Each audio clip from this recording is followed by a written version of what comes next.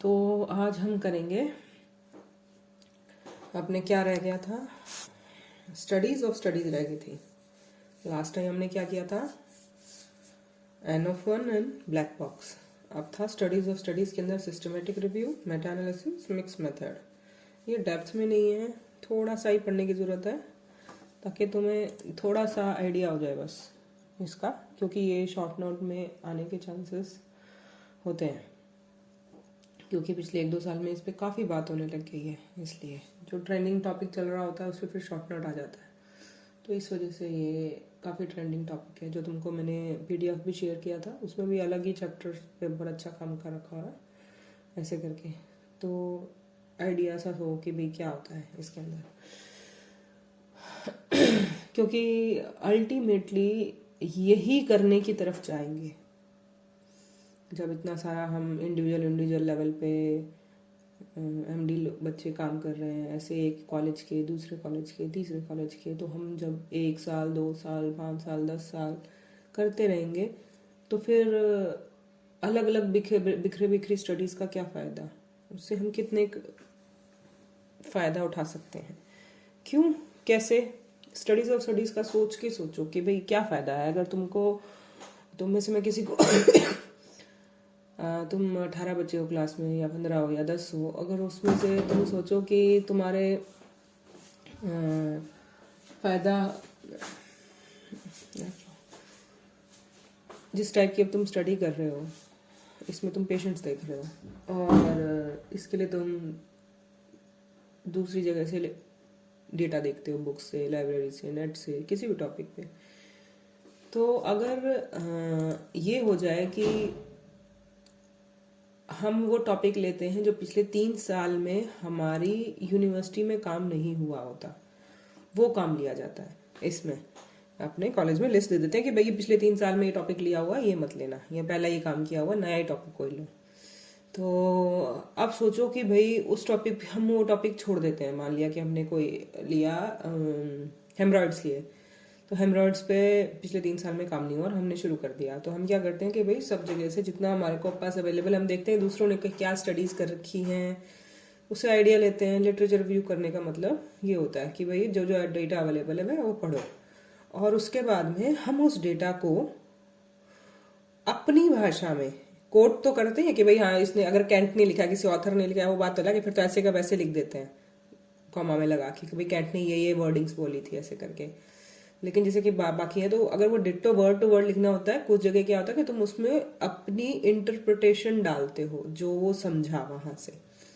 तो literature review के अंदर हम ऐसा करते हैं कि इसमें हमारा इंटरप्रिटेशन होता है थोड़ा बहुत, और अलाउड होता है हमारा इंटरप्रिटेशन।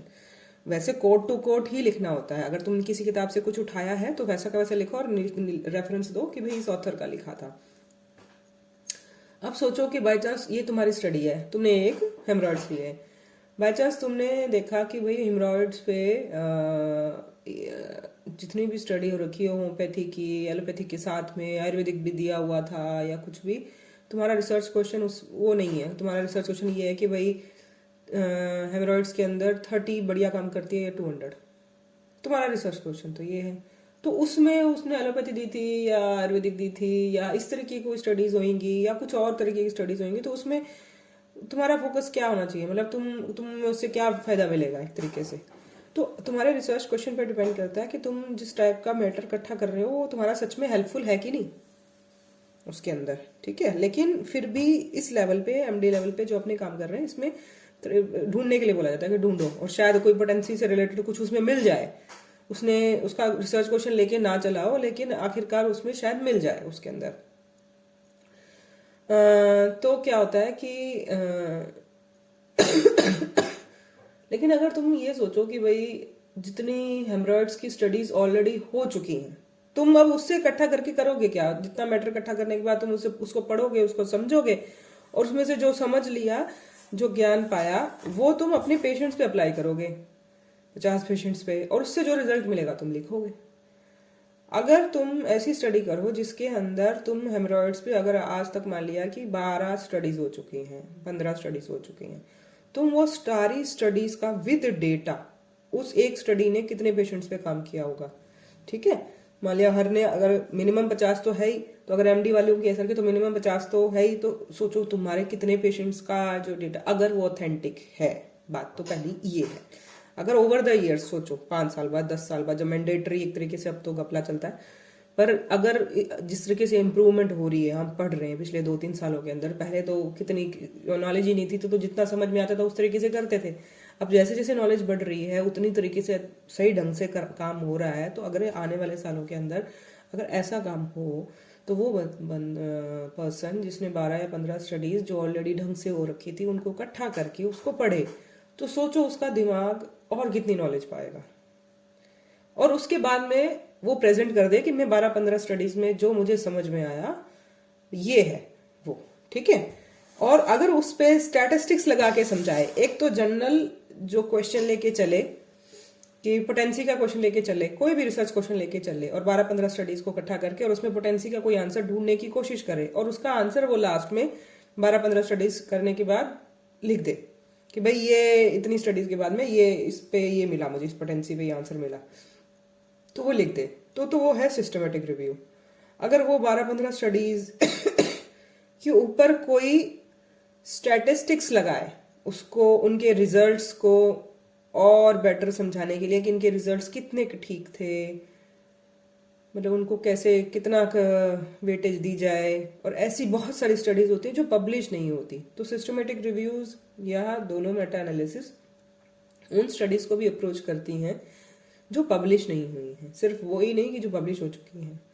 मोस्टली लिटरेचर रिव्यू में हम लगभग पब्लिश चीजें ही देखते हैं, अनपब्लिश नहीं देखते, मिलती ही नहीं पहली बात तो, और दूसरा है हमें उसकी ऑथेंटिकेशन का पता नहीं होता ये पीछे, या इतना क्योंकि एमडी लेवल पे स्टार्टिंग में इतना पता नहीं। तो लिटरेचर रिव्यू एक तरीके का जस्ट स्टार्टिंग पॉइंट है सामान इकट्ठा करने का, जिसका हमें पता नहीं कि हम अगर उसमें से कुछ ढूंढ भी रहे होंगे तो क्या ढूंढ रहे होंगे। जैसे हम लाइब्रेरी में घुसते हैं और हमारा जो टॉपिक है उस टॉपिक से रिलेटेड कुछ भी मिल रहा होता है, अगर वो पीएम के डिपार्टमेंट में मिल रहा है, एनाटॉमी के में मिल रहा है, ऑर्गन में मिल रहा है, कहीं मिल रहा है, उस नाम का कुछ भी मिल जाए, वो सारी 10-15 बुक्स ढेर लगा लो, और उसके बाद में एक किताब खोल के तुम शुरू करते हो, भले वो किताब पहले पीएम वाली उठा ली तुमने हेमरॉइड्स पे, तो तुम्हारा कोई प्लान नहीं है कि तुम जो लिटरेचर रिव्यू कर रहे हो, लिटरेचर रिव्यू कहते हैं, लिटरेचर इकट्ठा कर लो और फिर उसको रिव्यू करो,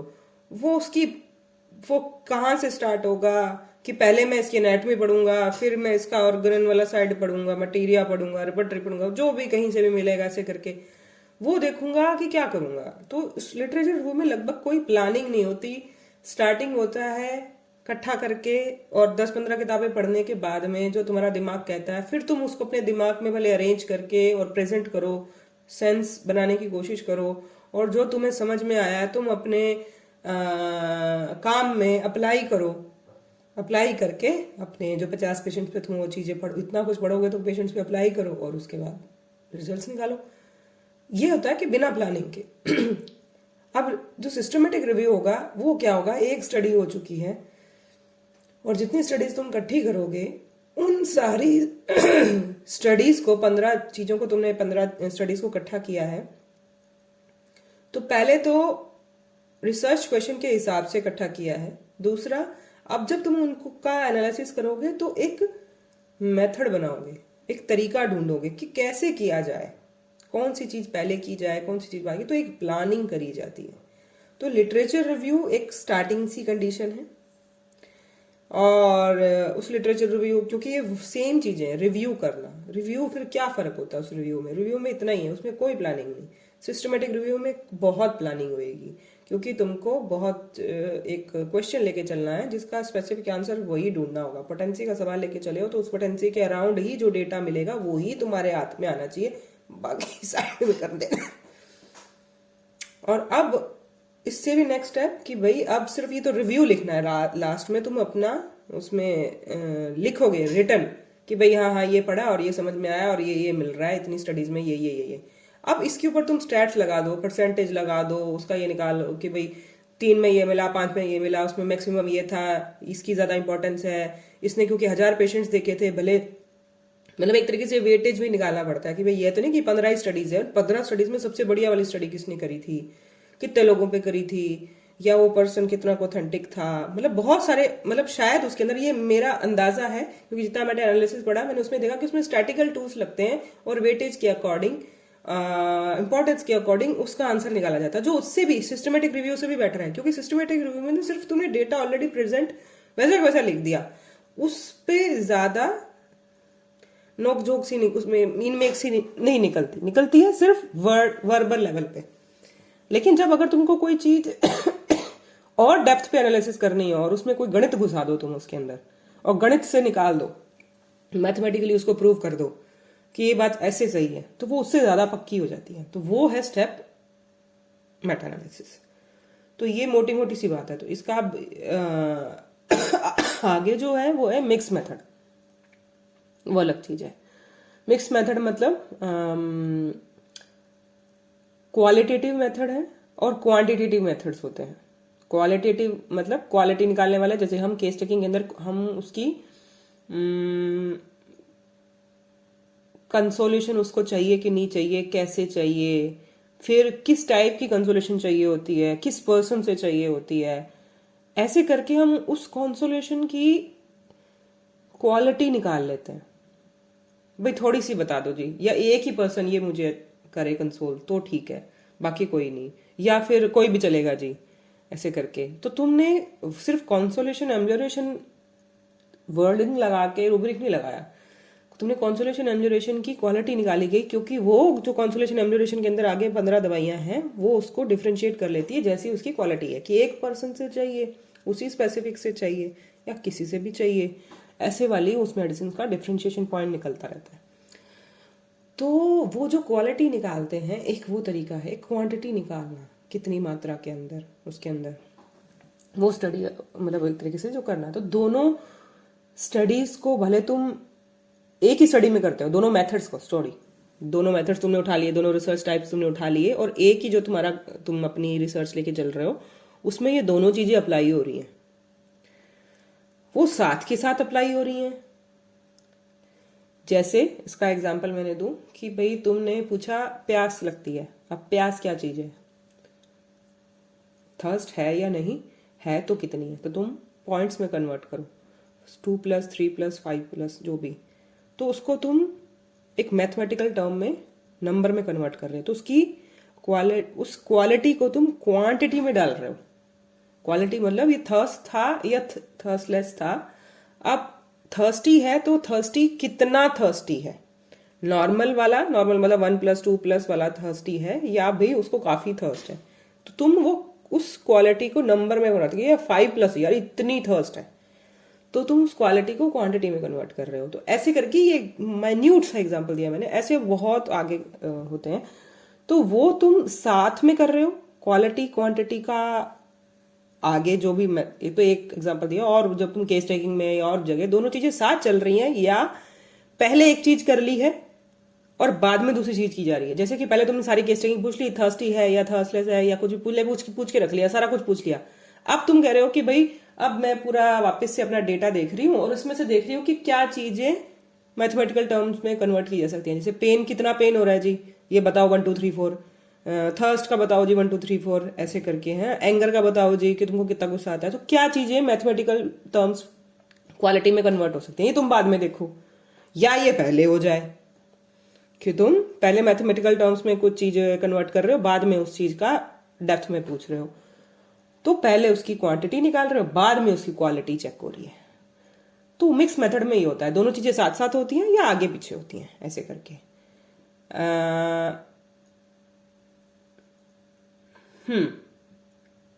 एक होता है मल्टी मेथड, ये वैसे बताती हूँ एक ही लाइन की बात है, क्योंकि तुम मिक्स मेथड पढ़ोगे तो एक मल्टी मेथड पढ़ोगे। मिक्स में तो दोनों चीजें मिक्स हैं, क्वालिटेटिव और क्वांटिटेटिव।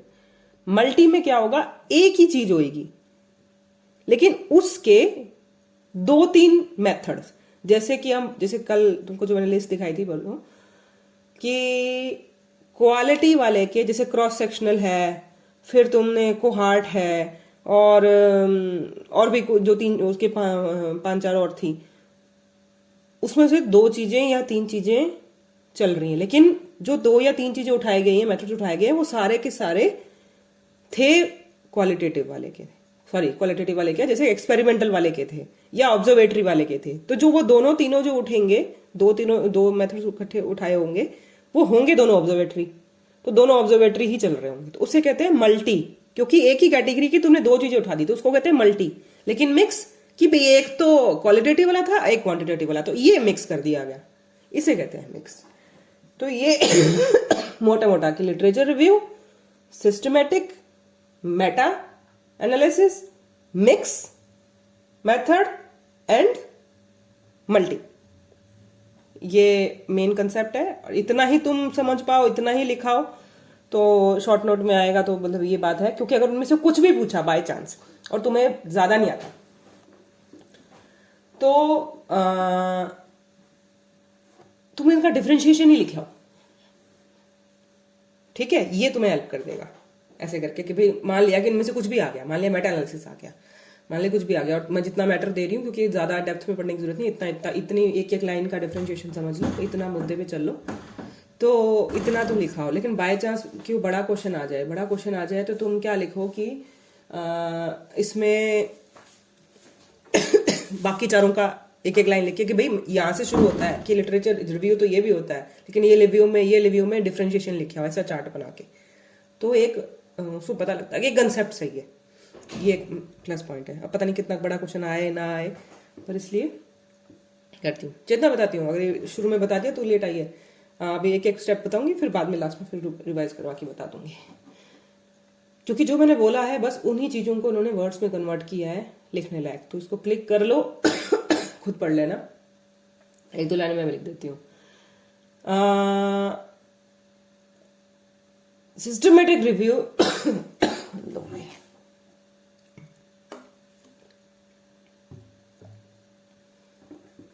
इसको ओवर रिव्यू भी बोलते हैं। जो लिटरेचर रिव्यू है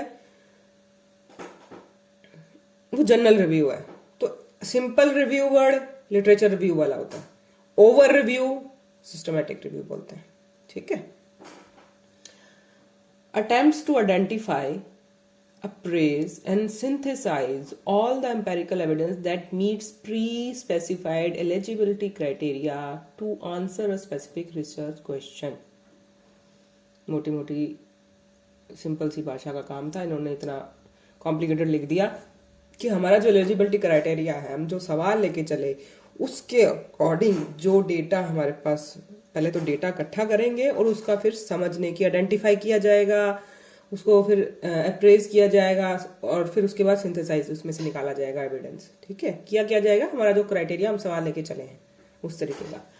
The primary aim of systematic review is to identify and synthesize all the scholarly research in a particular topic in an unbiased and reproducible manner in order to produce evidence for practice and policy making। ये बहुत समझने वाला point है, क्योंकि बहुत policy making के लिए किया जाता है ज़्यादातर। किया ही क्यों जा रहा है भाई इतना, स्टडीज ऑफ स्टडीज, एक तो अपनी नॉलेज बढ़ाने के लिए कि एविडेंस कितना सॉलिड बनता है उस चीज़ का कि भाई ये सच है। दूसरा, अगर वो इतना ही सॉलिड एविडेंस है तो तुम उसको आधार बना के कोई नई पॉलिसी निकाल सकते हो। तो अगर सोचो कि तुम लाइब्रेरी में बैठे हो और तुम पे रिस्पॉन्सिबिलिटी आ जाए कि तेरे को ये बताना है कि भाई कोविड के अंदर कौन सी मेडिसिन काम करती है, आ जाता है कि भाई बताओ जी डॉक्टर साहब, और आप जो बोलोगे मैं कल को गवर्नमेंट उसको इशू कर देगी एडवाइजरी कि ये ले लो जी, तो तुम क्या सोचोगे यार, क्या बताऊं इनको मैं। तो तुम कितनी सीरियसली अपनी किताबें छानोगे,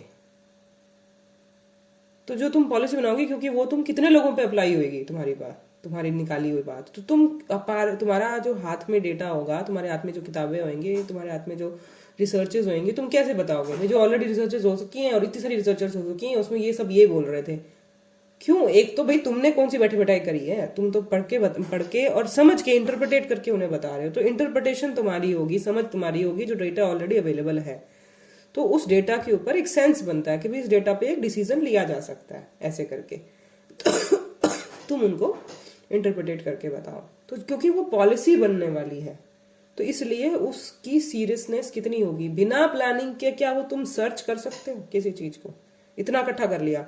अब लाइब्रेरी की में तुम्हें लिटरेचर रिव्यू, तो तुमने 10 चीजें इकट्ठी करी, किसी के नेट में निकाल ली, किसी का ये निकाल लिया, वो निकाल लिया, लेकिन तुम्हारा टारगेट क्या था? तो अब तुम कोविड के अंदर तुम क्या चाहते हो भाई? उसकी तो एनाटॉमी की किताब में है ही नहीं, ऐसा कुछ मिल ही नहीं रहा जी, वायरस का जनरल है जी। तो ये थॉट बनाता है कि तुमको क्योंकि पॉलिसी बनानी है, तो जो तुम्हारे पास लिटरेचर आएगा तुम उसको पढ़ने का एक सिस्टम बनाओगे, जिसकी वजह से तुम्हें वो डेटा ज्यादा समझ में आए। तो एक प्लानिंग की जाएगी, बस इसमें ये है, सिस्टमेटिक रिव्यू में एक प्लानिंग की जाएगी, उसके अकॉर्डिंग वो सारा डेटा वैसे वैसे पढ़ा जाएगा, जिसकी वजह से वो ज्यादा समझ आएगा, एक सेंस बनेगा उसका स्टेप बाय स्टेप, जिसकी वजह से उसका बाद में उसके बारे में कुछ लिखना, किसी और को कुछ बताना इजी होगा। वरना तो कहीं से भी शुरू करो भाई, 10 किताबें, उनमें से ये पहले उठा लो, वो उठा लो, वो उठा लो, फिर क्या बनेगा सेंस? क्या बनेगा? कुछ नहीं बनता उसका, जब तक कि कोई उसका सिस्टम ना बने, जब तक कि उसके कोई स्टेप्स ना बने, जब तक कि उसकी कोई 1 2 3 4 ना बने, ऐसे करके। ठीक है, तो इसलिए ये स्टेप्स में कन्वर्ट होती है। पर है क्या, टाइम कंज्यूमिंग है, मोस्टली लिटरेचर रिव्यू से ज्यादा टाइम कंज्यूमिंग है। उसमें तो कहीं से भी शुरू कर लो। तो ये जो मैंने पॉइंट्स बोले हैं, ये फोटो खींच लो, इन दोनों में क्या डिफरेंस है, सीधा सा ये डिफरेंस है, तुम पढ़ोगे इजी है। क्या रिव्यू टॉपिक्स लेके रिसर्च, क्योंकि सिस्टमेटिक इतना तुम प्रिसाइज काम कर रहे हो, अकेले कर लोगे? नहीं कर सकते, मोस्टली टीम लगती है। लिटरेचर रिव्यू तुम बैठ के अकेला कर ही रहे हो। ठीक है, ऐसे करके सर्च स्ट्रेटजी वही है कि ढूंढने का तरीका उसका बड़ा स्पेसिफिक होगा यार, एक बड़ा सोच के बनाना पड़ेगा। एक बार तुम बनाओगे और उस मेथड से चलोगे, हो सकता है फेल हो जाए, तुम दोबारा बनाओ ऐसे करके। लेकिन लिटरेचर रिव्यू करने में क्या जा रहा है, कहीं से भी पढ़ना शुरू करो जी, एंड तक 10 किताबें 15 किताबें या जो भी भारत मैटर पढ़ने के बाद तुम बाद में सेंस करो, अच्छा अब मैं उसको मेरी थीसिस में लिखना शुरू करता हूँ, वो लिखूंगा बाद में करके कि अब मेरे दिमाग में स्टेप्स बन रहे हैं, पहले ये करूंगा, पर ये करूंगा, ये करूंगा, ऐसे करके। स्टडी सिलेक्शन क्वेश्चन के अकॉर्डिंग, उसमें ऐसा कुछ नहीं होता। उसमें होता है कि क्वेश्चन के अकॉर्डिंग तो है ही जितना मिल सके, बाकी टॉपिक के अकॉर्डिंग, मोस्टली टॉपिक के रिलेटेड जो कुछ मिल रहा है वो सब देख लो उसके अंदर, ये ज्यादातर होता है इसके अंदर। ये थोड़ा सा एडवांस स्टेप है, सिस्टमेटिक वाले में थोड़ा सा एडवांस है कि उसको और स्पेसिफिक कर लेते हैं। आउटकम्स कैसे होंगे, क्योंकि ये ज्यादातर पहले से किया जो डेटा है उसी पे काम किया होता है, तो डिसीजन हमारा एक पॉलिसी लेवल तक का डिसीजन निकल आता है। इसमें ऐसा कुछ नहीं है, इसमें सिर्फ एक व्यू पॉइंट निकलता है जो मैं तुमको पहले बताया था। ठीक है, ऐसे करके। तो इसके जो स्टेप्स होते हैं इस सिस्टमेटिक रिव्यू को करने के, वो क्या होते हैं? पहले तो एक रिसर्च क्वेश्चन बनेगा, फिर उसको करने का एक स्टडी प्रोटोकॉल बनाओगे, फिर उसके अकॉर्डिंग लिटरेचर सर्च करोगे, अब तुम ढूंढोगे, सारा सामान लेके आओगे उसके अंदर। Select studies and extract relevant data, फिर तुम स्टडीज सिलेक्ट करो कि यार ये ही करनी है, ये नहीं पे पढ़ा जाएगा, और उसका रिलेवेंट डेटा उसके अंदर कितने थे वो सब निकाल के लाओगे। फिर असेस करोगे quality of the article for risk of बायस। ये देखा जाता है कि भाई कहीं ऐसा ना हो कि मैं जिन स्टडीज को मैंने सिलेक्ट किया वो सारी की सारी मेरे रिसर्च क्वेश्चन के अकॉर्डिंग हाँ ही थी, जैसे कि 30 या 200 कौन सी बेटर थी, तो बाय चांस मैंने जो स्टडी सिलेक्ट कर ली वो सारी 30 के बारे में ही लिखी हुई थी, वो बढ़िया बता रही थी, उसमें रिजल्ट सारे 30 के ही आए हुए थे, दूसरी साइड वाले देखे ही ना। तो सिलेक्शन, इसका एक एक स्टेप बहुत सोच के किया जाता है इसके अंदर। Synthesise and summarise the result, फिर जो आया बाद में लिख दो रिपोर्ट, इसे कहते हैं। ठीक है, अब नेक्स्ट है मल्टी कह रही हूँ, सॉरी, मेटा में क्या है? मेटा एनालिसिस, इससे स्टैटिस्टिकल टेक्निक, स्टैटिस्टिक्स इन्वॉल्व हो रही है, मैथ्स इन्वॉल्व हो रही है बस, that combines the result of individual studies to arrive at one overall measure examining the same research question. ठीक है, उसी बात को बस इन्होंने मोटे टर्म्स में लिखा है। Meta analysis is most often used to assess the clinical effectiveness of healthcare interventions, and it provides a precise estimate of treatment effect, giving due weightage to the size of the different studies. ठीक है, कि भाई एक जो मैंने अगर 15 studies करी उसमें से अनपब्लिश्ड वाली भी यूज कर लेते हैं अगर वो ऑथेंटिक लगती है, और फिर मान लिया कि भाई अनपब्लिश्ड वाली थी लेकिन मान लिया उसने 1000 बंदे पे करी थी, एक कोई स्टडी है, पब्लिश तो हुई नहीं, लेकिन 1000 बंदों पे उसने काम किया है, तो कुछ तो उसने किया होगा, सच में काम किया है। तो दूसरी एक स्टडी पब्लिश हो चुकी है, लेकिन उसने सिर्फ 70 लोगों पे काम किया था, तो वो सिर्फ 70 लोगों का, लेकिन वो पब्लिश हो चुकी है। तो तुमको ये वेटेज देनी पड़ती है कि भाई इसकी इतनी इंपॉर्टेंस होती है, इतनी इंपॉर्टेंस, ऐसे करके। तो ये वेटेज मैथमेटिक्स के अकॉर्डिंग संभाल ली जाती है, ऐसे करके आगे करके। और जो मेटा एनालिसिस है ज्यादातर कहाँ होता है, क्यों किया जा रहा है, इतना तुम आगे का अपना दिमाग खपा रहे हो, इतना पढ़ रहे हो, क्यों किया जा रहा है? क्योंकि इससे जो तुम आंसर निकाल रहे हो, जो जो सारी स्टडीज इकट्ठी कर रहे हो, उससे और लोगों का भला होने वाला। क्या उससे तो पॉलिसी बन गई, इससे भी बन सकती है। ज्यादातर क्या इफेक्टिवनेस, जैसे कि कितनी बढ़िया चीज है ये क्लिनिकल ट्रायल, कि आज कितने सारे जितने क्लिनिकल ट्रायल हो चुके थे, मान लिया कि हेमरॉइड्स पे कोई क्लिनिकल ट्रायल्स हुए थे, वो तुमने सारे इकट्ठे कर लिया, फिर उसका एनालिसिस किया, मैथमेटिक्स से प्रूव कर दिया कि यार ये सही है, ये बात सही बोल रहे हैं। अब वो ठप्पा लग जाती है कि कितने क्लिनिकल ट्रायल्स का भी मेटा एनालिसिस करने के बाद में अब ये बात सामने आई है, तो उसके बाद में वो सब मानने लगते हैं। अभी तक तो सिर्फ क्लिनिकल ट्रायल्स में यूज होता है, आजकल क्रॉस सेक्शनल स्टडीज जो कर रहे हैं, मतलब जो एपिडेमिकल स्टडीज है, उस पर भी ये काम होने लग गया है, क्योंकि इसका जो इससे जो रिजल्ट मिल रहा है, इससे जो आंसर मिल रहा है, वो बहुत ही डिपेंडेबल है। Minimum 2 studies are required to conduct one meta-analysis, but precision will be higher with greater number of studies. Minimum अगर बोला जाए तो 2 स्टडीज को उठा लो और उसका मैथमेटिकली उसको प्रूव कर दो, लेकिन ये थ्योरेटिकली सही है, प्रैक्टिकली नहीं उसको बोला जाएगा। थ्योरेटिकली हाँ 2 स्टडीज को भी तो तुम स्टडी करते हो तो स्टडीज ऑफ स्टडीज तो हो जाती है, लेकिन प्रैक्टिकली तुम बहुत जितनी स्टडीज उसमें ऐड करते हो और मैक्सिमम स्टडीज जिसमें ऐड कर रहे थे तुम्हारे रिसर्च क्वेश्चन के हिसाब से, उसके अंदर उतनी ही वो बेटर होती है। तो एक्यूरेसी क्या होगी इसके अंदर? The accuracy of meta analysis depend on the quality of the systematic review, हाँ, on which it is based. अब क्या होता है, hence systematic review methodology said to be the heart of the meta analysis. अब तुम किस चीज का मेटा एनालिसिस करने वाले हो, ये पहले जैसे कि लिटरेचर रिव्यू किया, तुम्हारे दिमाग में ये आया कैसे कि भाई इसका करना चाहिए, मतलब इस टॉपिक पे हमें मेटा एनालिसिस करना चाहिए। उस पे कुछ ना कुछ ऑलरेडी काम हो रखा था, लेकिन वो जो काम मैथमेटिकली प्रूव नहीं था, बस उतना उसका एक काम होता है।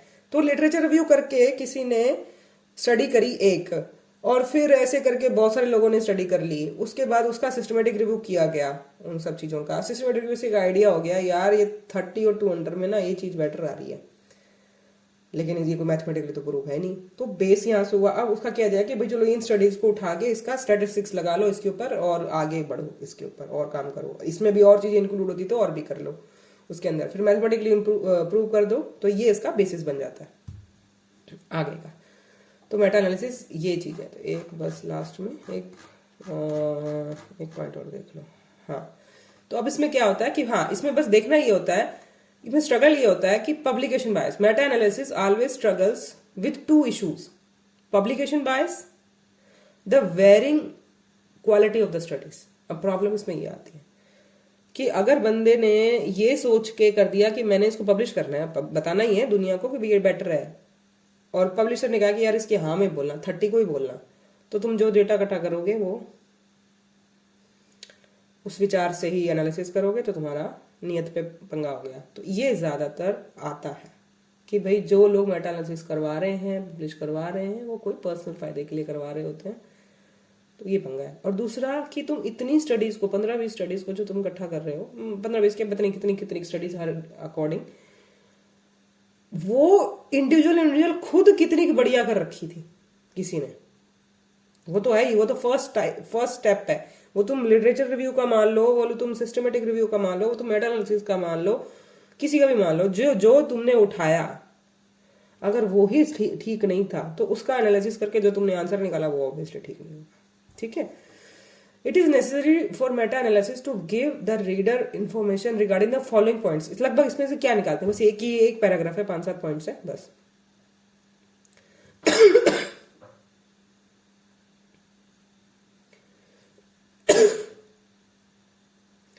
The way to identifying relevant studies, कि तुमने डिसाइड कैसे किया कि भाई ये ही स्टडीज में उठाओ। Whether are relevant studies were included, या कुछ छोड़ भी दी गई, और क्यों छोड़ दी गई। What was the criteria to select pieces of information in a study, उसमें से जो डेटा निकाल के तुमने जो यूज किया है उसका क्या क्राइटेरिया था कि भाई यही उठाऊंगा। जैसे कि अब 30 या 200 है तो कि भाई जहां पे इसने पोटेंसी के बारे में लिखा था मैं वही डेटा उठा रहा हूँ। आज से आगे पीछे उसने केस टेकिंग कैसे ली थी, उसके बाद एक मेडिसिन के बाद उसको 2 मेडिसिन या 3 मेडिसिन चेंज करनी पड़ी, और या फिर उसका प्रिस्क्रिप्शन का बेसिस क्या था, ये सब कुछ का मेरे को मतलब ही नहीं। मेरा तो सवाल 30 और 200 से मतलब है। तो वहां पे जहां पे उसने दे रखा है बस मैंने वो उठा लिया।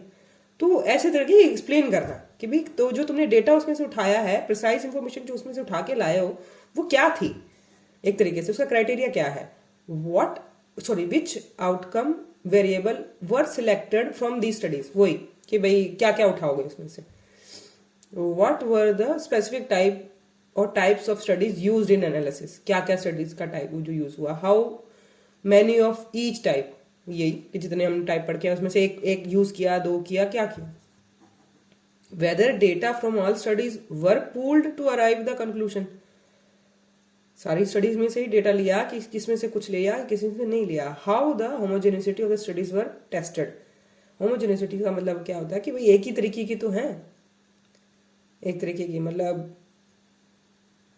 उसको कैसे कहते हैं होमोजेनिसिटी को, कि भाई मान लिया सारी होम्योपैथी मेडिसिन के साथ ही दूसरा ट्रायल किया गया, जैसे 30 और 200 ये सारी पोटेंसी ही कंपेयर करने के लिए बनी थी, या मान लिया कि एक स्टडी में तुमने ऐसी उठा ली जिसमें कि उसने एलोपैथी दी थी। अब एलोपैथी 30 दी है, 30 बेटर काम कर रही है जी, और दूसरी साइड एलोपैथी थी, तो तुम कैसे कहोगे कि 30 बेटर थी कि 200 बेटर थी? उसने तो 30 दी थी एक में और दूसरी साइड तो एलोपैथी दे रखा, तो तुम कंपैरिजन कैसे करोगे? और तुमने डेटा उठा लिया और तुम यार या तो 30 बेटर काम कर रही है एमरॉइड्स के अंदर, अरे तुम कंपेयर किससे कर रहे हो? ऐसे करके बहुत प्रैक्टिकल क्वेश्चंस होते हैं उसको जोड़ने के, क्या क्या किया तुमने, व्हाट स्टैटिकल मेथड्स और कंप्यूटर प्रोग्राम यूज्ड, कैसे उसका तुम करोगे, बस ये बात होती है उसके अंदर। तो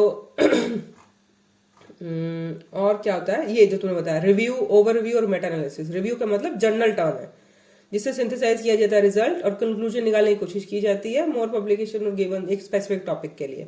ओवर रिव्यू क्या होता है, एक कंप्रिहेंसिवली जिसका एक ट्रैक जो बनाया जाता है लिटरेचर रिव्यू को करने का, एक टॉपिक पे एक ट्रैक डाउन पहले तो आइडेंटिफाई किया जाता है कौन सा टॉपिक, फिर एक धीरे धीरे करके उसको स्टेप बाय स्टेप किया जाता है। अब जब इस पे स्टैटिस्टिक्स लगा ली जाती है तो उसको मेटा एनालिसिस करते हैं, बस इस तरीके से, ठीक है। तो अब जो अगला टॉपिक है वो अपना है मिक्स मेथड, वो तुमको मैंने बता दिया, ये सीधी सी इतना सही क्लिक कर लो, इतना ही पढ़ना तुमको कि मिक्स मेथड्स क्या थे। कि भी किसी टाइप की रिसर्च को जब रिसर्चर क्या करता है कि भाई दोनों चीजों के एलिमेंट्स जैसे क्वालिटेटिव और क्वांटिटेटिव के दोनों के इकट्ठे उठा ले, तब उस अप्रोच को कहते हैं रिसर्चर्स के अप्रोच को। जैसे कि क्वालिटेटिव और quantitative view points, data collection, analysis, दोनों में से एक क्वालिटेटिव और जो क्वांटिटेटिव रिसर्च है दोनों में से वो देखने का पॉइंट कैसे है, उसको मतलब डेटा को कैसे देखा जाता है, डेटा कैसे कलेक्ट किया जाता है। जैसे एक में केस टेकिंग बहुत लंबी होगी, एक में केस टेकिंग का नाम ही नहीं है, सिर्फ परफॉर्मा भरवाना है उसका एनालिसिस कैसे करोगे, उसका इन्फरेंस टेक्निक्स कैसे हैं। तो इस तरीके से कौन सा एलिमेंट उठाना है, दो तुमने टाइप्स उठा लिए, उन दोनों टाइप्स में से भी क्या क्या उठाया, ऐसे करके। मिक्स मेथड में क्या होता है कि कम से कम एक क्वालिटेटिव होती है और एक क्वांटिटेटिव होती है, और दोनों का design where the two forms of data are collected either in concurrent, या तो साथ में चल रही होती है दोनों की स्टडीज, या मतलब सिक्वेंशियल चल रही होती है कि एक, जैसे तुमको बताया था कि भाई एक पूछ लिया उसके बाद दूसरा पूछोगे, depending on the research question, कि भाई पहले तुमने सारी क्वालिटी वाले क्वेश्चंस पूछ लिए और उस क्वालिटी के बाद में अब तुम एक एक सारा उसकी क्वांटिटी बना रहे हो कि थर्स्ट है या जो भी एग्जाम्पल्स कि भाई उसका पेन है या क्राइटेरिया जो भी बना रहे हो उसको तुम कर रहे हो, या साथ के साथ ही कर रहे हो। तो दोनों चीजें साथ साथ चल रही हैं या एक के बाद एक चल रही है, कोई भी चीज पहले या कोई भी चीज बाद में हो सकती है। बट मिक्स मेथड्स में क्या होता है, न्यू इन द, क्योंकि अभी नए तरीके ज्यादा डेप्थ में नहीं गए हैं तो इसके अभी क्या है सोशल साइंस ह्यूमन साइंसेज में ही शुरू किया इसको, और इसको करने के लिए हर डिजाइन की बहुत डेप्थ में नॉलेज होनी चाहिए। और क्योंकि तुम ये चीज उठाओगे, ये चीज नहीं उठाओगे, ये चीज पहले करोगे, ये चीज बाद में करोगे, इसके लिए तुमको वो नॉलेज कितनी लेवल की चाहिए। यहाँ तो एक नहीं हो रही है ढंग से, एक को करने में, एग्जीक्यूट करने में, जिसका ऑलरेडी सब कुछ लिखा लिखाया कि इसको ऐसे ऐसे करते हैं, उसके पीछे इतनी गलतियां हो जाती हैं। तो अभी तो ये स्टार्ट ही हुई है, उसके अंदर भी दो चीजें खिचड़ी कर दी हैं, दो चीजों में तुम सारा कुछ नहीं उठाते, उसका कुछ पार्ट उठा रहे हो। तो उन दोनों पार्ट्स को कैसे बैलेंस करोगे, पहले ये करोगे वो करोगे, क्यों करोगे, ये गलत भी तो हो सकता है। तो इसमें बहुत खिचड़ी है एक तरीके से करने में, पर क्योंकि कई चीज़ों में करनी ही पड़ती है, होम्योपैथी के अंदर भी हम दोनों चीज़ें करनी पड़ती हैं, तो वो चलता है। अब इसके भी आगे टाइप्स, वैसे तो बात ही नहीं करने की जरूरत, पर इसके भी आगे टाइप्स कैसे कि जब दोनों का साथ साथ किया और कंपेयर कर रहे हो और रिजल्ट्स दे रहे हो, या पहले क्वालिटेटिव कर ली, उसका एनालिसिस कर लिया, फिर उसके बाद क्वालिटेटिव करी, फिर उसका एनालिसिस कर लिया, फिर दोनों से जो डेटा आया ऐसे करके, या फिर पहले क्वांटिटेटिव कर लो या क्वालिटेटिव करो, जो भी करो। तो ये 2-3 तरीके के टाइप्स हो गए। तो मोटा मोटा ये इसका हिसाब है, इतना ही मतलब समझने की जरूरत, इससे ज्यादा। तो हमने पढ़ा बेटा सिस्टमेट,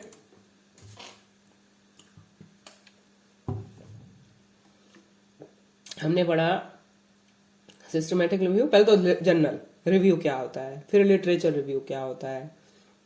जनरल रिव्यू, किसी चीज को तुम देख रहे हो, उसका किसी टॉपिक पे इकट्ठा करके उस चीज को, उस मैटर को समझ के उसके बारे में अपनी बात लिख रहे हो। लिटरेचर रिव्यू, उससे थोड़ा सा स्टैंडर्ड समझ लो। लिटरेचर रिव्यू और रिव्यू जनरल सी ही बात होती है, सेम सी ही लगभग बात है इसके अंदर।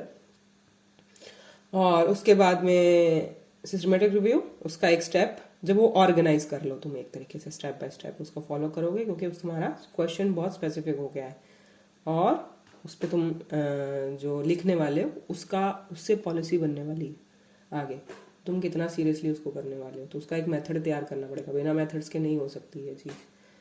फिर आगे का कि जब तुम उस पर मैथ्स लगा लो तो उसे कहते हैं मेटा एनालिसिस, क्योंकि मैथ्स लगा के वो रिजल्ट और प्रूव हो जाते हैं। तो मेटा एनालिसिस का बेसिस सिस्टमेटिक रिव्यू होता है। फिर बात खत्म। ये तो आगे मिक्स मेथड अगर कुछ है तो मिक्स मेथड है, मल्टी है, मल्टी मतलब मिक्स मेथड मतलब क्वालिटेटिव, एक क्वालिटेटिव वाली चल रही होगी, एक क्वांटिटेटिव वाली चल रही होगी, और दोनों आगे पीछे चलें, साथ में चलें, कैसे चलें। लेकिन जो मल्टी मेथड है उसमें एक ही टाइप की जो रिसर्च हो रही है उसके 2 मेथड घुस रहे हैं साथ में, जैसे कि कोहार्ट और क्रॉस सेक्शन दोनों साथ हो रहे हैं, या 2 या 3, पर होगा एक ही कैटेगरी का 2 चीजें। ठीक है, अब बताओ क्या समझ आया क्या नहीं आया, तो आगे बढ़े।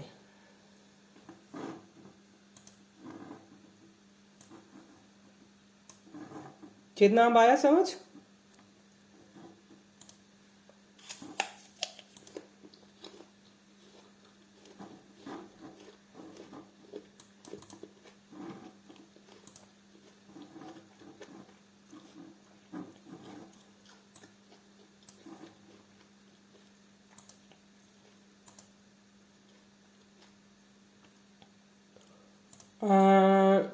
बुक ये है, मैं नाम बता दूंगी, इसका नाम भी मुझे पता नहीं, नहीं मुझे सच में ध्यान नहीं इसका, बुक पता नहीं कहाँ से इकट्ठा किया होता है, इसकी बुक मत बता दूंगी। पर क्योंकि ये तुमको सिर्फ इससे ज़्यादा मत पढ़ो, ये इतना सही मैटर पढ़ो, इससे ज़्यादा इसको डेप्थ में मत पढ़ो। हाँ मतलब वैसे पढ़ने का शौक आगे करना है वो पता लगे, बता दूंगी मैं, क्योंकि बुक नहीं एक्चुअली याद भी नहीं, ऑथर कौन सा है, इंद्रिल की है शायद, इंद्रिल की है शायद, पता नहीं, देख के बता दूंगी मैं।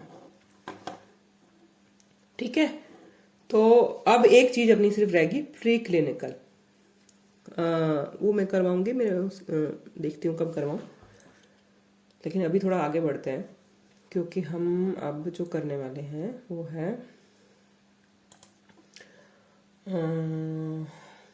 बेटा ये छोटी सी है, शुरू वाली पूरी पिक्स है, मैं निकाल दूंगी इसके अंदर, तो ये कर ही लो क्लिक अगर इतना ही लग रहा है, क्योंकि इससे ज़्यादा तो बहुत ज़्यादा हो जाएगी।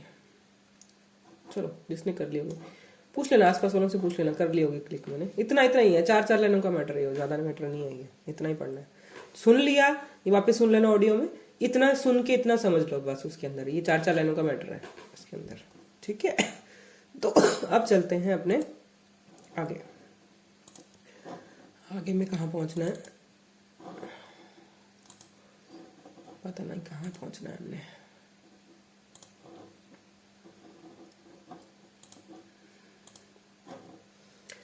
ये सिलेबस दिख रहा है,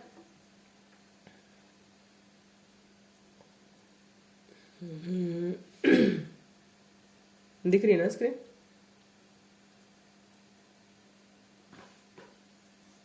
हाँ ना, जल्दी जल्दी बताओ। हाँ ओके, तो हमने रिसर्च इन बायोमेडिसिन किया, need of the research and research challenges homeopathy कर लिया, टाइप्स ऑफ रिसर्च स्टडीज कर लिया, ठीक है, डिजाइन एंड ये जो ई पॉइंट है, डी को छोड़ो एक बारी, ई पॉइंट है डिजाइन क्या था, स्टडी डिजाइन और कंडक्ट ऑफ क्लिनिकल ट्रायल्स। हमने ऑलमोस्ट ये ए बी सी ई कर लिया है, खत्म। डी प्लानिंग है, ये अपने शुरू कर रहे हैं। इस डी के अंदर पॉइंट्स कैसे होते हैं कि प्लानिंग ऑफ रिसर्च कैसे कर रहे थे, विच के अंदर रिसर्च क्वेश्चन कैसे होता है, हाइपोथेसिस क्या होती है, एम ऑब्जेक्टिव्स क्या होते हैं, लिटरेचर रिव्यू क्या होता है, स्टडी डिजाइन क्या होता है। जो स्टडी डिजाइन मेन इतना बड़ा था वो तुमको मैंने करवा दिया ऑलरेडी, ऊपर नीचे में पहले ही करवा दिया।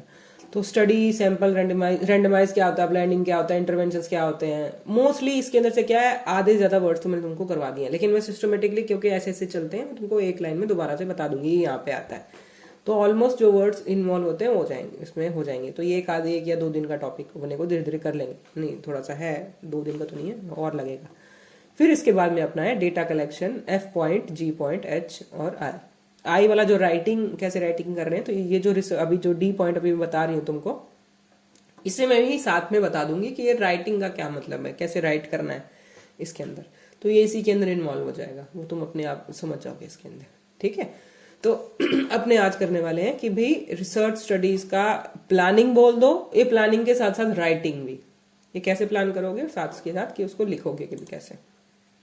प्लानिंग का मतलब होता है साइनॉप्सिस, कि तुम साइनॉप्सिस जमा करा रहे हो तो वो प्लानिंग होती है, प्लानिंग बता रहे हो। और राइटिंग का मतलब तुम थीसिस लिख रहे हो या फिर पब्लिश करने के लिए आर्टिकल लिख रहे हो, वो बात होता है। तो प्लानिंग वाला मटेरियल हम बोलते हैं, अगर आ जाए तुमको प्लानिंग या तुम्हें आ जाए रिसर्च प्रोटोकॉल, वर्ड आता है प्रोटोकॉल, तो जो प्रोटोकॉल वर्ड आ रहा होगा उसमें यही होता है कि प्रोटोकॉल क्या है भी, इसका स्टेप्स क्या है, मतलब कैसे करना है जी। तो प्रोटोकॉल जनरली तुम ये सिचुएशन आ गई जी, अब तो प्रोटोकॉल फॉलो होगा। तो प्रोटोकॉल मतलब उसके ऑलरेडी कोई नियम कायदे कानून बने हुए हैं कि उसी के अकॉर्डिंग वो किए जाएंगे। तो वो ये था कि अब जो लगभग जो प्रोटोकॉल्स होते हैं, जो सैम्पलिंग का प्रोटोकॉल ये है, तो रिसर्च प्रोटोकॉल लगभग यही आता है इसके अंदर। तो अभी मैंने इसको थोड़ा ढंग से लिखने का टाइम नहीं था मेरे पास, मैंने तुमको एक जनरल सा आइडिया देती हूँ, अगली बार थोड़ा सा और प्रेजेंटेबल फॉर्म में करेंगे। अब शुरू करते हैं एक तरीके से। अभी तक अगर जो तुम्हारे पास जो तुमने कर लिया पिछला, research design, types, study design, इतना डिटेल में, मुझे इतना डिटेल तो क्या, मुझे जो मेरे को मिला इसका 15% भी नहीं मिला, 15% भी नहीं मिला, जिसका जो मुझे मतलब मैंने इतने 5 सालों में सीखा। मैटर इतना अवेलेबल नहीं है, ये बहुत अच्छा मैटर कंबाइन हो गया है। इसको तुम ढंग से पढ़ो, सुनो, और समझ में आएगा। जितनी बार रिवाइज करोगे उस चीज़ के बारे में, ऑटोमेटिक दिमाग में बैठता जाएगा, ठीक है।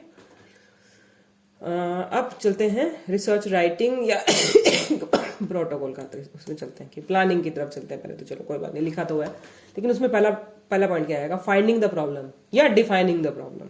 इतना सा एरिया यही समझना, बाकी सब चीज़ें छोड़ दो, इतना सा स्टेप्स बता रही हूँ क्योंकि अपने पास इतना टाइम नहीं है कि मैं उसको पूरा बता पाऊंगी, दोबारा करेंगे ये एक एक टाइप पे, बहुत टाइम लगेगा अभी।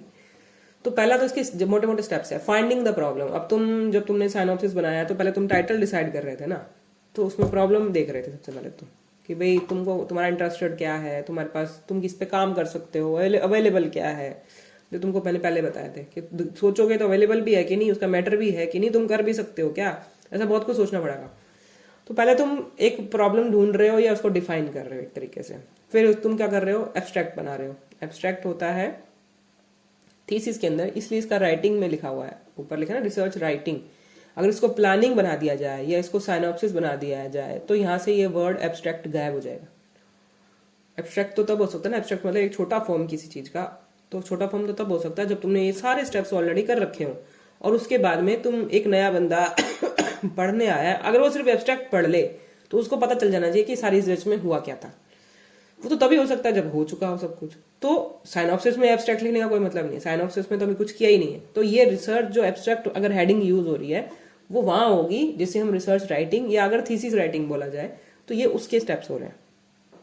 तो दोनों चीजों को मैं एक ही साथ बता रही हूँ, अलग अलग करके भी एक चार्ट बना के बताऊंगी कैसे कैसे, पर लगभग इसको समझ लो कि भाई तुम कैसे करोगे। एक तो प्रॉब्लम डिफाइन कर रहे हो या टाइटल बना रहे हो, फिर उसको मान लिया कि अगर थीसिस है तो एब्स्ट्रैक्ट लिख रहे हो, नहीं है तो उसको नेक्स्ट स्टेप पे पहुंच जाओ, इंट्रोडक्शन है, इंट्रोडक्शन कर रहे हो, फिर तुम उसका लिटरेचर रिव्यू कर रहे हो, एम्स एंड ऑब्जेक्टिव्स कर रहे हो, मटेरियल एंड मेथड्स कर रहे हो, रिजल्ट लिख रहे हो, रिजल्ट में यहाँ पे जाके बायोस्टैट्स आएगी। जो ये सब कुछ ऑलरेडी मैंने तुम्हें याद हो तो इंट्रो सेक्शन में सब बताया था मैंने तुमको ये वाला। तो उसके बाद में डिस्कशन लिखा जाता है, कंक्लूजन लिखा जाता है, कॉन्फ्लिक्ट ऑफ इंटरेस्ट लिखा जाता है, बिब्लियोग्राफी रेफरेंस लिखा जाता है, एक्नॉलेजमेंट लिखे जाते हैं। इसका क्या मतलब होता है, इसमें तो तुम टाइटल लिख रहे हो, अब टाइटल कैसे लिखा जाता है, बेस्ट टाइटल लिखने के क्या तरीके हैं, वो हम डेप्थ में करेंगे। दूसरा इंट्रोडक्शन, इंट्रोडक्शन में एब्स्ट्रैक्ट में कितना लिखना है, कितना टाइप के एब्स्ट्रैक्ट होते हैं, और फिर इंट्रोडक्शन कैसे लिखते हैं, इंट्रोडक्शन में क्या चीज इंट्रोडक्शन में इंक्लूड होती है और बाकी चीजें नहीं होती हैं। लिटरेचर रिव्यू तो हम मतलब जनरली बात कर चुके हैं, लेकिन फिर भी बताऊंगी इसके अंदर कितना क्या मतलब है लिटरेचर रिव्यू क्या। एम्स और ऑब्जेक्टिव्स का क्या मतलब है, हम कह रहे हैं कि भाई जो हो तुम रिसर्च क्वेश्चन लेके चल रहे हो तो रिसर्च क्वेश्चन तो तुमने बना लिया, उसके अंदर तुम्हारा एम क्या है और तुम्हारा ऑब्जेक्टिव क्या है, एम और ऑब्जेक्टिव में फर्क क्या होता है, ऐसे करके। मटीरियल और मेथड्स क्या होते हैं, मटीरियल और मेथड का मतलब ये तो एक ही हेडिंग है, इसके अंदर बहुत सारी सब हेडिंग्स होती है। मटीरियल और मेथड में क्या होता है, तुम लगभग जो हम स्टडी डिजाइन पढ़ के आए हैं ना वो यहाँ यूज होता है। और कितने कौन सा सैंपल लोगे, कौन सी मेडिसिन लोगे, प्लेसिबो लोगे कि नहीं, और इंक्लूजन और एक्सक्लूजन क्राइटेरिया, मतलब किन लोगों को इंक्लूड करोगे किन लोगों को नहीं करोगे, ऐसे करके बहुत इसकी सब हेडिंग्स होती हैं, वो डालते हैं। रिजल्ट डिस्कशन क्या होता है, कंक्लूजन और डिस्कशन में क्या फर्क होता है कि भाई ये क्या मतलब है इसका, कंक्लूजन निकालना और डिस्कशन निकालना, और रिजल्ट क्या चीज है, रिजल्ट और कंक्लूजन एक जैसा सा वर्ड लगता है, कंक्लूड करो जी, तो वो क्या मतलब है उसका। तो लगभग क्या होता है रिजल्ट के अंदर थोड़े से ग्राफ होते हैं एक तरीके से, उसको जो हमारे पास आया कितने मेल थे कितने फीमेल थे, कौन सी मेडिसिन थी, कौन सी पोटेंसीज थी, कौन सा मियाज्म था, ऐसे करके बहुत सारे पॉइंट्स है जो हमारी जो पुरानी थीसिस है उसमें से देखना, तो उसको प्रेजेंट करने का। फिर कौन सा हमने टेस्ट लगा के ये प्रूव किया, मैथ्स लगा के कि भाई हमारे रिजल्ट्स अच्छे थे, तो वो मैथ्स लगती है, और ग्राफ्स होता है। अब ये जो सारा मैटर होता है ये वाला, वो सारा का सारा वर्ड्स में कन्वर्ट कर दो ऑलमोस्ट, तो वो डिस्कशन में लिखते हैं कि भाई मेरे पास इतने मेल थे इतने फीमेल, टोटल इतने थे जिसमें से इतने मेल थे इतने फीमेल थे, उसमें से ये ठीक हुआ इसमें से ये नहीं हुआ, तो लगभग थ्योरी फॉर्म में कन्वर्ट कर देते थे, तो वो डिस्कशन आता था। मतलब मोटा मोटा सा है, वैसे है तो असली बात तो नहीं है, पर हाँ ऐसा सा लिखते हैं। कंक्लूजन ऑल ओवर कि अब क्या समझ आया कि तुम लिटरेचर तुमने क्या पढ़ के चले थे, तुम क्या सवाल लेके चले, फिर तुम्हारी समझ कैसे बनी, फिर उसके बाद जो तुमको ओवर द टाइम इसकी लिमिटेशन क्या समझ में आई, जो तुमको रिजल्ट आया वो तुम लेके जो चले, तुमने काम किया, फिर काम के बाद जो रिजल्ट आया अब तुम वो बता देते हो कि भाई इतने लोग ये चीज ठीक हुई या नहीं है, कितने पॉजिटिव रिजल्ट्स आए, एक आधी लाइन में। जो तुम पूरे डिस्कशन में लिखोगे वो कंक्लूजन में एक आधी लाइन में लिख दोगे, एक आधी पैराग्राफ में लिख दोगे कि भाई इतने इतने ठीक हुए थे या नहीं हुए थे। फिर ये बताते हो कि भाई जो मैंने स्टडी करी इसकी ये लिमिटेशन है आगे वालों के लिए कि इसको और बेटर ऐसे करो। तो some limitations also included in conclusions कि भाई मैं शायद कम लोगों पे कर पाया, इसका लार्जर सैंपल साइज हो तो ये इसका रिजल्ट और बेटर रह सकता है। मे बी ब्लाइंडिंग और सख्त हो तो उसे हो सकता है, मतलब कुछ भी जो तुम्हें अपने पूरे प्रोसेस में करते करते अपने आप में कोई कमी दिख गई कि इससे मे बी रिजल्ट्स और अच्छे इम्प्रूव हो सकते थे या अनबायस्ड हो सकते थे, अगर कोई बायसेस आ गया तो यहाँ पे आ जाता है कंक्लूजन में। कॉन्फ्लिक्ट ऑफ इंटरेस्ट मैंने तुम्हें पहले भी बताया था, अगर याद हो।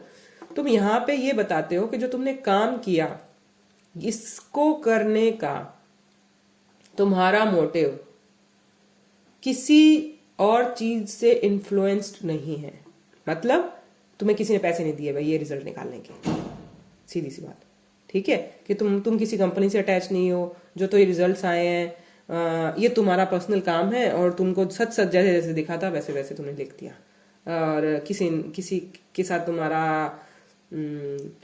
मान लिया कोई रिश्ता नहीं है, तुम किसी के दामाद नहीं हो, किसी की बेटी नहीं हो, किसी का ये नहीं हो कि भाई उसी के अकॉर्डिंग तुम रिजल्ट दोगे और इनडायरेक्टली तुम उनको फायदा पहुंचाओगे ये रिजल्ट पब्लिश करने से, ठीक है। तो वो जो तरीका है कि अगर सच में कुछ ऐसा है लेकिन तुमने तो अच्छा काम किया, लेकिन अगर ऐसा कुछ है तुम्हारी लाइफ के अंदर रियलिटी ये है तो तुम यहाँ मेंशन कर दो कि भाई भले मैंने कॉन्फ्लिक्ट इंटरेस्ट है ऐसे ऐसे चीज़ों से मेरा कांटेक्ट है, तो तुम यहाँ मेंशन कर दो।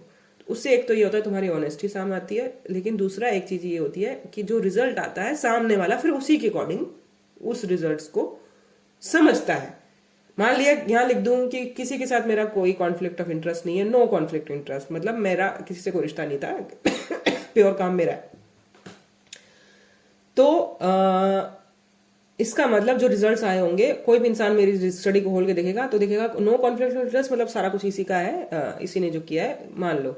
लेकिन अगर वो कहीं मेंशन कर दे कॉन्फ्लिक्ट ऑफ इंटरेस्ट और विद दिस पर्सन, तो तुम जो स्टडी देखोगे भले वो कितनी अच्छी हो, लेकिन बैक ऑफ द माइंड एक डाउट में तुम उसके रिजल्ट्स को देखोगे, जो कि एक अच्छी चीज भी है कि तुम अंधे होके उसको नहीं देखोगे।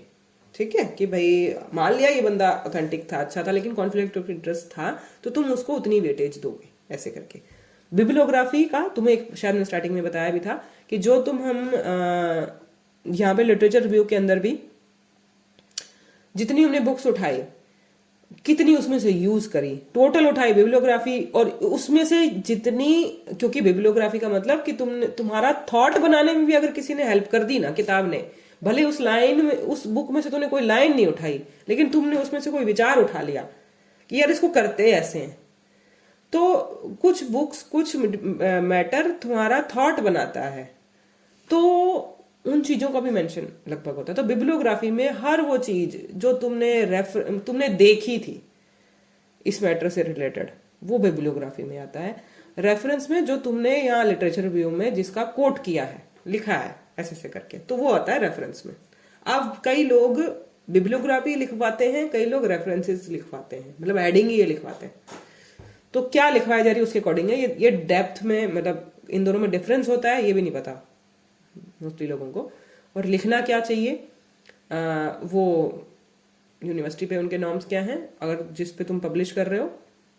बिब्लियोग्राफी हर जगह होती है, बिब्लियोग्राफी का तुम साइनॉप्सिस में भी लिखोगे, और क्योंकि साइनॉप्सिस मतलब तुमने 5 पेज का बनाया होगा, तो 5 पेज की बिब्लियोग्राफी में 4 या 5 ऑथर्स का नाम, और इसमें हर चीज होती है, बुक का नाम होता है, जर्नल का नाम होता है, वेबसाइट्स का नाम होता है, और जो तुमने वेबसाइट खोली है वो कितने कौन से तरीके को कितने टाइम पे खोली थी, क्योंकि उसके बाद अपडेट भी हो सकती है, तो वो भी लिखना होता है। तो उसका एक पूरा प्रॉपर स्पेसिफिक मेथड है, इसको कैसे कैसे किया जाता है।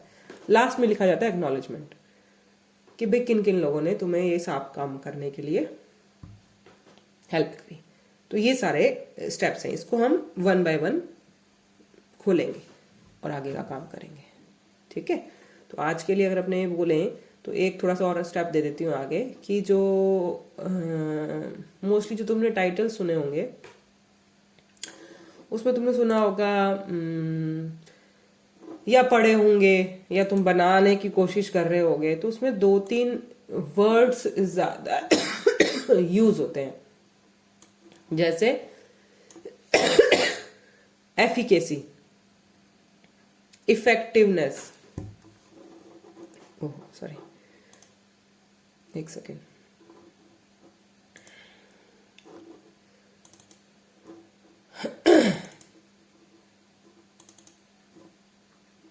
ठीक है। तो एफिकेसी, इफेक्टिवनेस और एफिशिएंसी, या रोल ऑफ होम्योपैथी समथिंग, है ना,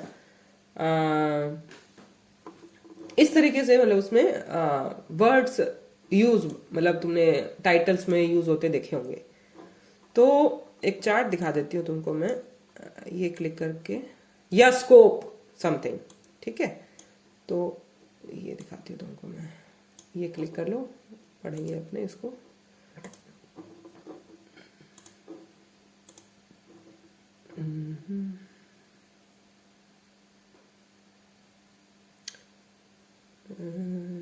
दिख रहा है, आई थिंक दिख रहा है, ठीक है। तो कॉमन वर्ड्स जो उसके लिए लगभग यूज होते हैं, मैनिपुलेटिव, नॉन मैनिपुलेटिव इसको छोड़ो, मतलब मुद्दी सी बात रिलेट बताती हूँ। एफिकेसी वर्ड है, इफेक्टिवनेस वर्ड है, ये यूज होता है, रोल एंड स्कोप ये यूज होता है ऐसे करके, ठीक है। तो एफिकेसी लगभग कहाँ यूज होता है, जो एक्सप्लेनेटरी रेंडमाइज कंट्रोल ट्रायल्स होते हैं ना, लगभग भी वहाँ, मतलब इसका मतलब ये होता है कि तुम ये करने वाले हो। तो तुम कोई भी वर्ड ऐसे नहीं डाल दोगे, मतलब टाइटल के अंदर अगर तुमने एफिकेसी वर्ड डाला है तो इसका मतलब ऑटोमेटिक ये होता है कि तुम आगे इस टाइप की स्टडी करने वाले हो। तो एक एक जो वर्ड जो यूज हो रहा है उसका मतलब ये होता है कि आगे ये इस टाइप की स्टडी है। तो मोस्टली केसेस में क्योंकि लोगों को इसका वर्ड्स का मतलब ही नहीं पता और कुछ भी डाल देते हैं टाइटल के अंदर, और टाइटल में डाला तो ये एफिकेसी, और जो क्योंकि ये एक्सप्लेनेटरी होनी चाहिए उन्होंने इसके अंदर कर डाली एक्सपेरिमेंटल, सॉरी इसका एक्सपेरिमेंटल करनी थी और कर डाली ऑब्जर्वेटरी। ठीक है, तो वो गलत है और बहुत जगह उन रिसर्चर्स को रिजेक्ट कर देते हैं, मतलब हायर अथॉरिटीज जिनको समझ है, मेटा एनालिसिस करने वाले, इस तरीके की गलतियां कि ऑथेंटिक क्या ये तुमको इतना ही नहीं पता, तुमने ये और ये कर दी, और सोचने वालों का ये तो कितनी छोटी सी गलती है, एक गलती क्या है इसमें, तो इंग्लिश का वर्ड ही तो है, नहीं इसका बहुत मीनिंग सेंस है। तो ये क्लिक कर लो, उसके अंदर इफेक्टिवनेस कहाँ होता है, जहाँ प्रोग्नोस्टिक ट्रायल्स या डिस्क्रिप्टिव, वो डिस्क्रिप्टिव वाली जो ये वाली होती हैं, ये सब में लगभग उसमें इफेक्टिवनेस वर्ड यूज होता है। जो रोल और स्कोप वाली होती है वो एक्सप्लेन करने वाली होती है स्टडीज, इसके अंदर इनडायरेक्टली यही यूज होता है इसके अंदर। तो रोल, स्कोप या इफेक्टिवनेस लगभग इसी एरिया की है, और एफिकेसी वर्ड अलग है, अलग दुनिया का। ठीक है, तो अपने करेंगे उसके बाद में, थोड़ा सा आइडिया दे दिया, आगे चलेंगे और कैसे करते हैं। ठीक है, तो आज के लिए इतना ही।